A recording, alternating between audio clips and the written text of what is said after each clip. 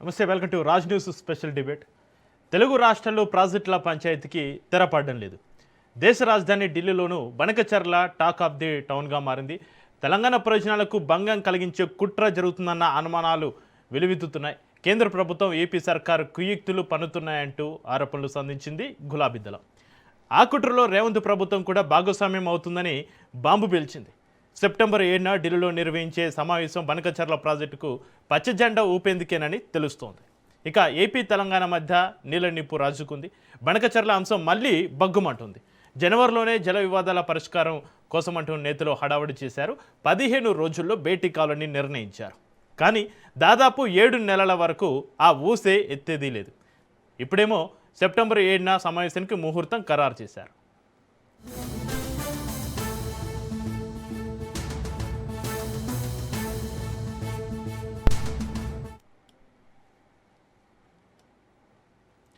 ఇక ప్రాణహిత నదిపైన తెలంగాణ ప్రభుత్వం ప్రతిపాదించిన తమిడిహట్టి బరాజ్ నిర్మాణానికి సంబంధించిన సాంకేతిక అంతర్రాష్ట్ర అంశాలపైన సెప్టెంబర్ 1న ఢిల్లీలో కీలక సమావేశం జరగనుంది.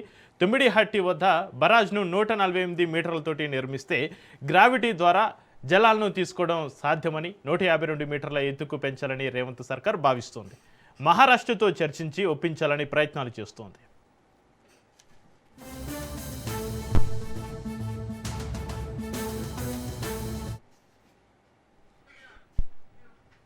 వాస్తవానికి బనకచర్లతోటి నష్టమంటూ తెలంగాణ అనేక సార్లు ఆందోళన వ్యక్తం చేసింది. అపెక్స్ కౌన్సిల్ రివర్ బోర్డు మీటింగ్లో పదే చర్చ చేసింది. పలుమార్లు కేంద్రానికి నివేదించింది. కానీ ఎన్నడూ కేంద్ర జలశక్తి శాఖ పరిష్కారం కోసం చొరవ చూపలేదు. ట్రిబ్యునల్ అవార్డుతోటి ముడిపెట్టి దాటవేసింది. గోదావరి నుంచి 200 టీఎంసీల జలాలను కొల్లగొట్టేందుకు చంద్రబాబు ప్రభుత్వం పోలవరం బనకచర్ల లింకు ప్రాజెక్టును తెరమెక్కి తెచ్చింది. ప్రాజెక్టు ప్రతిపాదనలపైన సిడబ్ల్యూసి ఎన్డబ్ల్యూడిఏ సంస్థలతో పాటుగా కర్ణాటక తీవ్ర అభ్యంతరాలు వ్యక్తం చేశాయి. రేవంత్ ప్రభుత్వం మొక్కుబడిగా ప్రాజెక్టును వ్యతిరేకిస్తున్నట్లుగా ప్రకటించింది. క్షేత్రస్థాయిలో కేంద్రంపైన ఒత్తిడి తెచ్చే ప్రయత్నం చేయలేదు.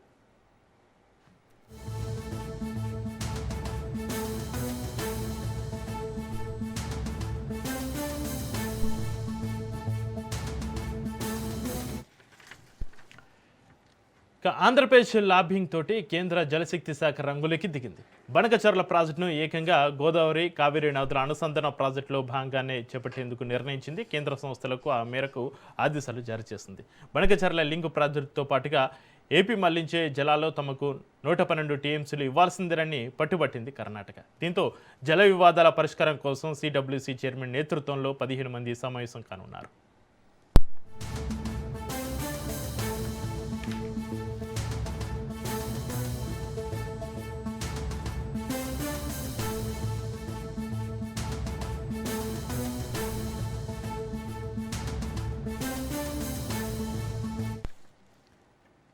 ఇక జల వివాదాలపైన చర్చిద్దాం. మనకు అందుబాటులో ఉన్నారు ప్రముఖ రాజకీయ విశ్లేషకులు సీనియర్ జర్నలిస్టు బండారు రామ్మోహన్ రావు గారు. రామ్మోహన్ రావు గారు, గుడ్ ఈవినింగ్ సార్.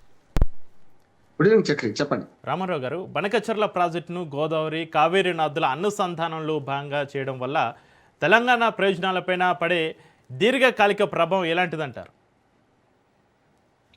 మంచి ప్రశ్న చక్రి. మొత్తం 3 అంశాలు మాట్లాడుకుందాం. ఒకటేమో రేపు 1 నాడు, సెప్టెంబర్ 1 నాడు మనకు తమిడిహట్టి మీద ఒక మీటింగ్ జరుగుతుంది. అది ముఖ్యమైనది.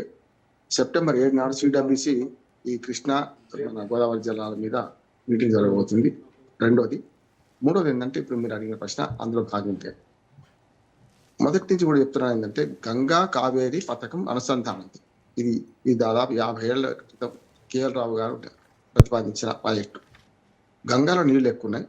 గంగా నుంచి మహానదిలో పడేసి, మహానది నుంచి గోదావరిలో పడేసి, గోదావరి నుంచి కృష్ణా నుంచి మన పెన్నా, తర్వాత తుంగభద్రకు పడేసి ఉంది. తుంగభద్ర నుంచి మళ్ళీ అంటే కృష్ణ, తర్వాత కింది నుంచి మనకు కావేరీ నది దాకా తీసుకుపోవాలి. కావేరీలో నీళ్ళు లేవు, కానీ డిమాండ్ ఎక్కువ ఉంది, తక్కువ ఉన్నాయి నీళ్ళు కనుక. అంటే గంగా కావేరీ పథకాన్ని కాస్త వీళ్ళు ఏం చేస్తున్నారు, గోదావరి కావేరీ అంటున్నారు. అంటే మీది నుంచి నీళ్లు తెచ్చేది ఉన్న గోదావరి దోసుకుపోతామంటున్నారు. అది ఆంధ్రప్రదేశ్ నష్టమే, రేపు తెలంగాణ నష్టమే, దక్షిణ భారతదేశం నష్టమే అంటున్నాడు స్పష్టంగా. ఏమంటే అంటే గంగా నుంచి తెచ్చుకున్నాక కదా మనం చేయాల్సింది. అంటే ఉత్తర భారతదేశం నీళ్ళు అట్లాగే ఉండాలి, ఇవి మాత్రం మనం పనిచేసుకుందాం. అంటే ఉన్నదే గోదావరిలో కొంచెం నీళ్లు ఎక్కువ ఉన్నంతలో మనం సమృద్ధిగా ఉన్నాయి, వాటిని కూడా దోచుకెళ్తే పరిస్థితి తీసుకుపోవాలంటే కష్టం కదా అంటున్నాను.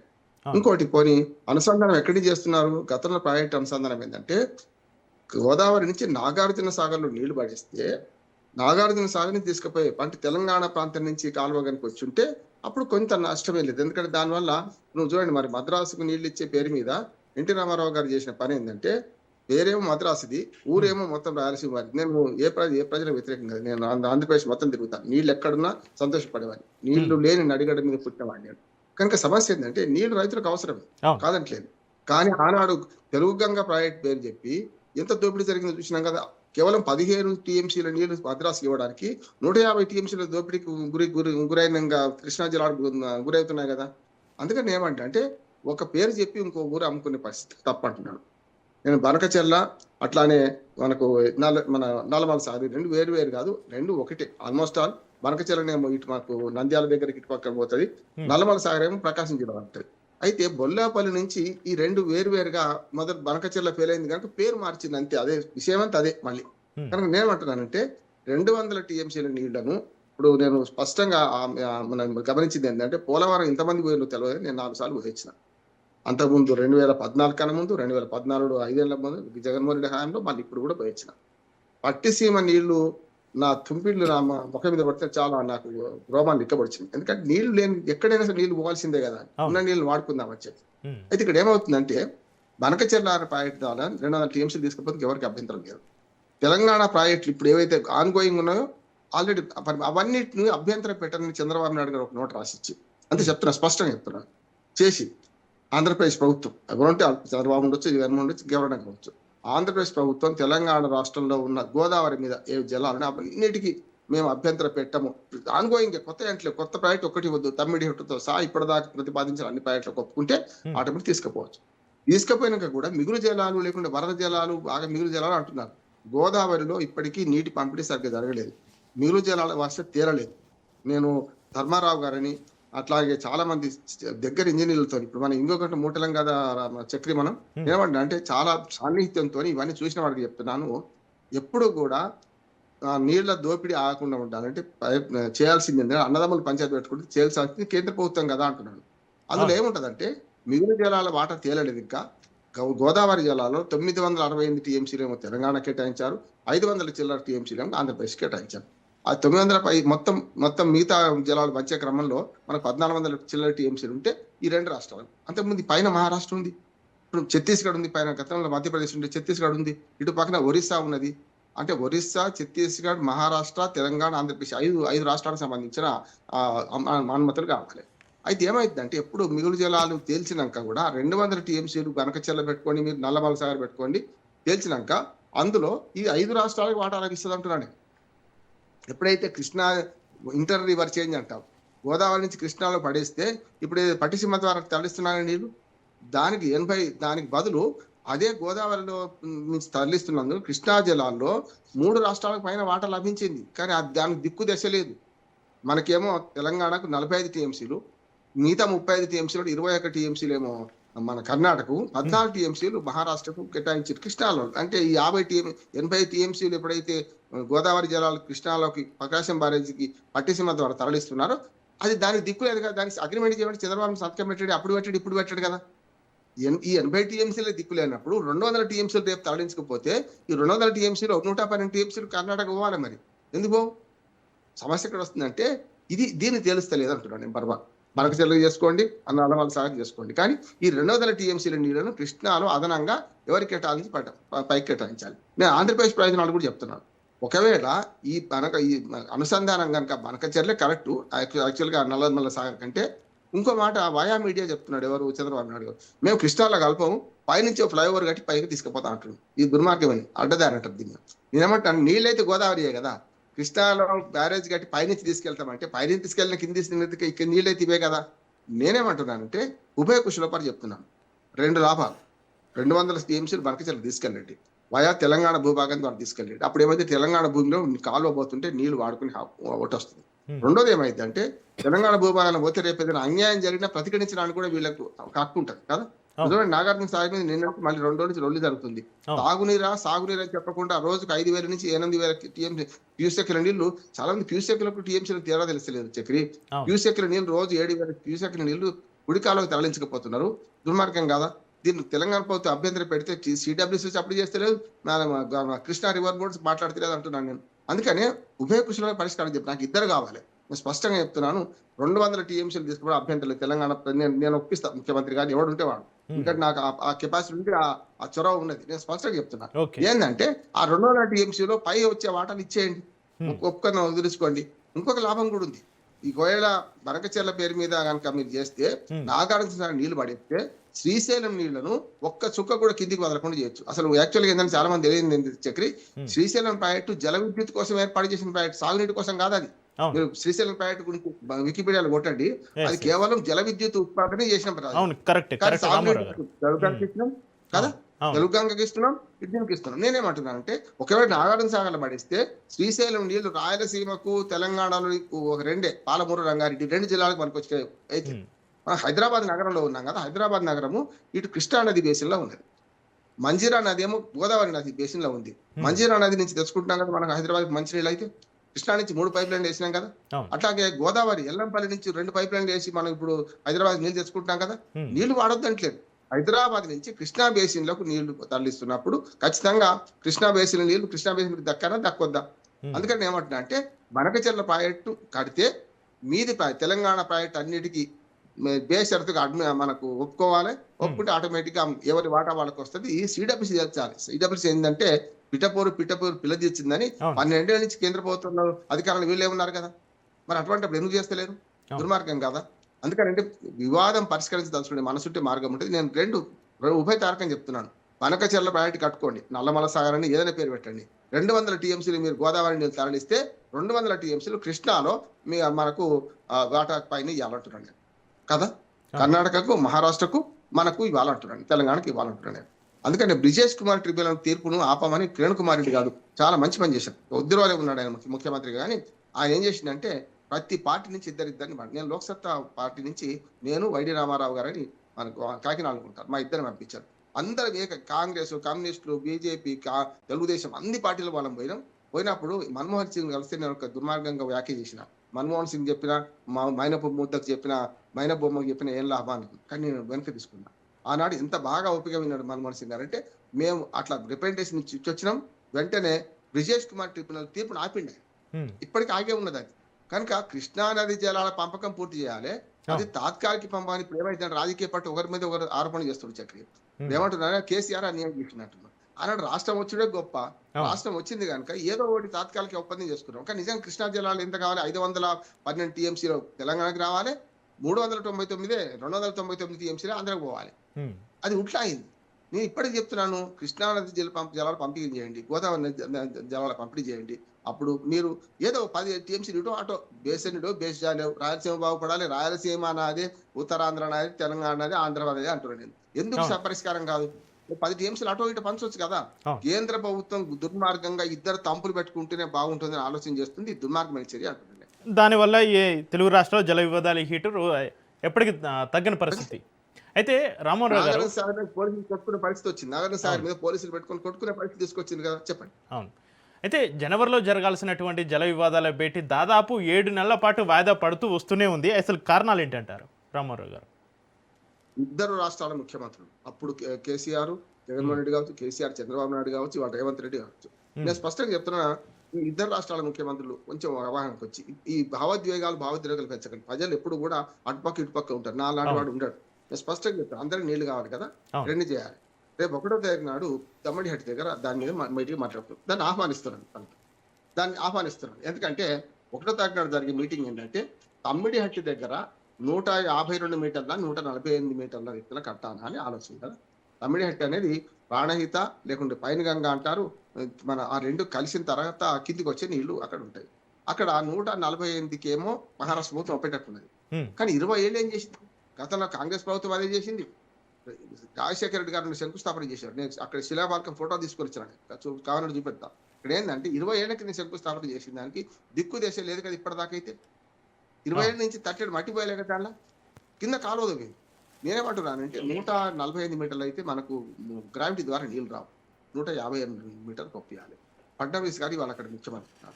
గతంలో కాంగ్రెస్ పార్టీ ఉన్నప్పుడు తెలంగాణ కాంగ్రెస్ ముఖ్యమంత్రి, మహారాష్ట్రలో కాంగ్రెస్ ముఖ్యమంత్రి, కేంద్రంలో కాంగ్రెస్ ఉండే. ఇప్పుడు నేనేమో కొంచెం సీన్ మారింది. అప్పుడు ఫడ్నవీస్ దగ్గరికి కేసీఆర్ గారు హరీష్ రావు దోలితే ఏమన్నాడంటే, నేను అప్పుడే ఆ పక్కన ఎమ్మెల్యే ఇప్పుడు ఆయన తమ్మిడిహెట్టి ప్రాజెక్ట్ అవతల ఎమ్మెల్యే ఆయన ఏది ప్రతిపక్ష నాయకుడు ఉండేవాడు అది మన ఫడ్నవీస్ గారు, దేవేంద్ర ఫడ్నవీస్ గారు.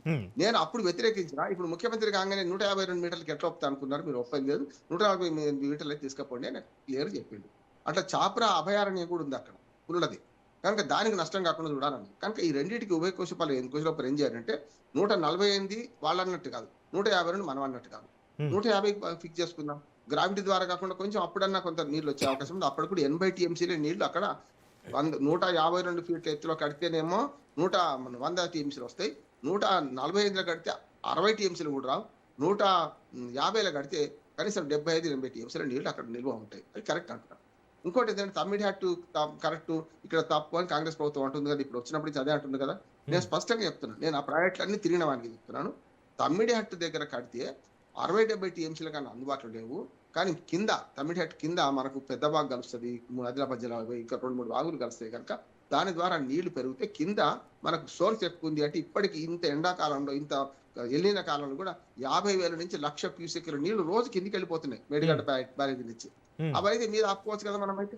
అందుకని ఏమంటే తమ్మిడిహట్టు వద్దంటలేను. తమ్మిడిహట్టు కాళేశ్వరం బదనాం చేసే క్రమంలో కుక్క అంటే పిచ్చి కుక్క అని పిచ్చి కుక్కను ముద్రేసి చంపినట్టు వాళ్ళ మేడిగడ్డ బ్యారేజ్ మంచిగా ఉందని ఎన్డీఎస్సీ రిపోర్ట్ ఇచ్చింది కదా. కేవలం 2 పిల్లలు పెరిగిపోయినాయి, ఒక బ్లాక్ తీసేసి కట్టుకుంటే సరిపోద్ది అన్నది కదా.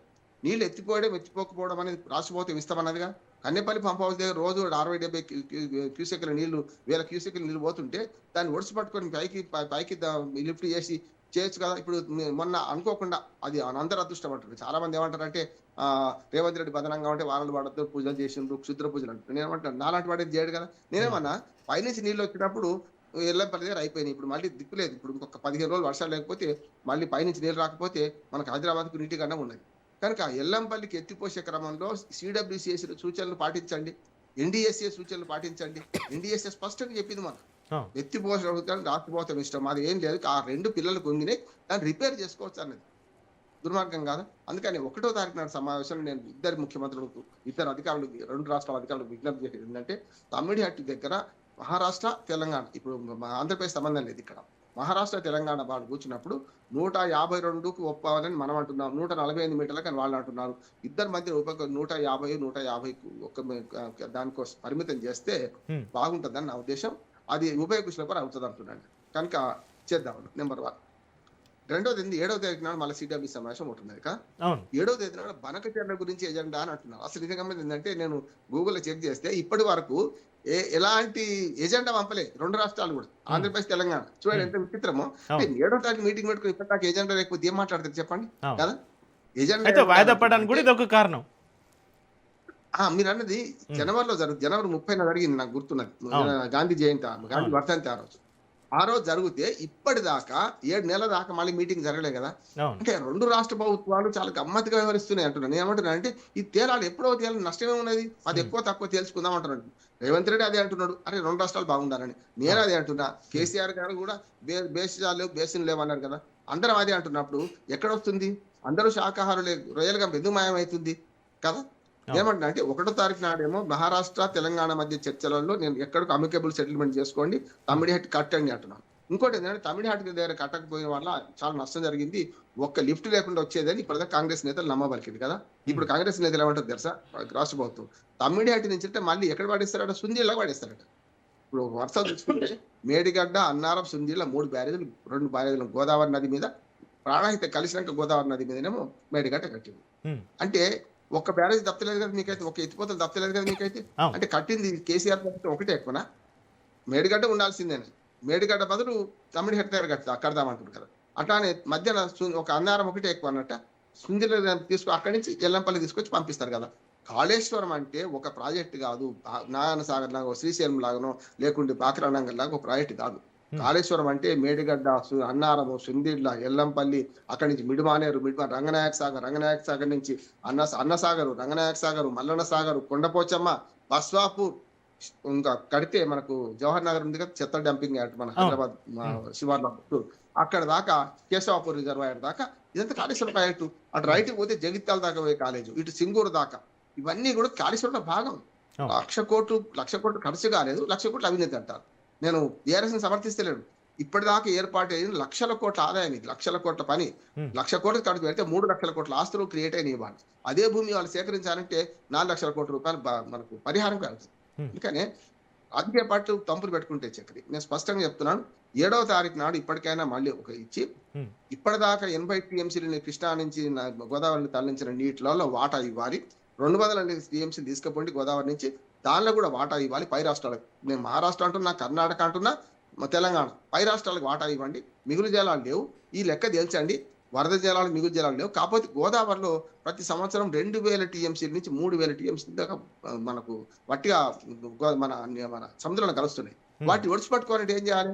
తెలంగాణకు వచ్చిన 968 టీఎంసీలు మీరు ఏమైనా చేసుకోండి, మేము అభ్యంతరం రామని ఆంధ్రప్రదేశ్ ప్రభుత్వం డిక్లేర్ చేయాలి.